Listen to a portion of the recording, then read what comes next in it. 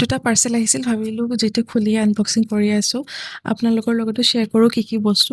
ফাৰ্ষ্টটো হ'ল এই ক্লিনিকেলিৰ পৰা মই অৰ্ডাৰ দিছিলোঁ মোৰ যোনটো ডেইলি ইউজ ফেচ ৱাছ হয় যোনটো মোৰ ডক্টৰে স্কিনৰ কাৰণে দিছিলে আৰু মই এইটো লাষ্ট 2 বছৰৰ পৰা ইউজ কৰি আছোঁ আৰু মই বহুতখিনিয়ে কাম পাইছোঁ মোৰ স্কিনৰ বাবে আৰু ছেকেণ্ড পাৰ্চেলটো হ'ল এইটো পিলগ্ৰিমৰ শ্বেম্পু এণ্ড কণ্ডিচনাৰ আৰু হেয়াৰ মাস্ক এটা অৰ্ডাৰ দিছিলোঁ আৰু পিলগ্ৰিমত এতিয়া যিহেতু buy one get one cell চলি আছে তো মই গোটেইখিনি বস্তু ভালেখিনিও ইমান এফৰ্ডেবল প্ৰাইচত পাইছোঁ যেনেকৈ এই দুটা মই ছেট কিনিছিলোঁ কণ্ডিচনাৰ আৰু শ্বেম্পু যোনটো ছালফেট ফ্ৰী হয় তাৰ লগত মই এই শ্বেম্পুটো ফ্ৰী পাইছোঁ